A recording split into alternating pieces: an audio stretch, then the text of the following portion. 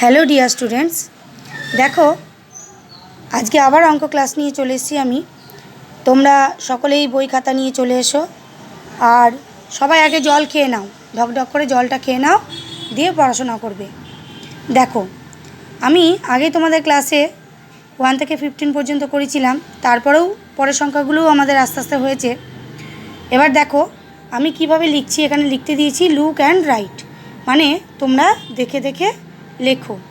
এইভাবে তোমরা লিখবে 1 1 11, 1 2 12, 1 3 13, 1 4 14, 1 5 15।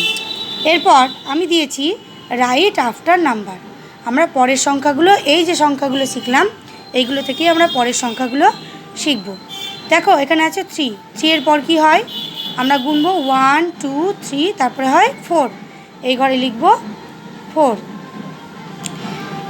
তারপরে দেখো আছে 6 পর্যন্ত গুনবো 1 2 3 4 5 6, তারপরে হয় 7, এই ঘরে লিখব 7।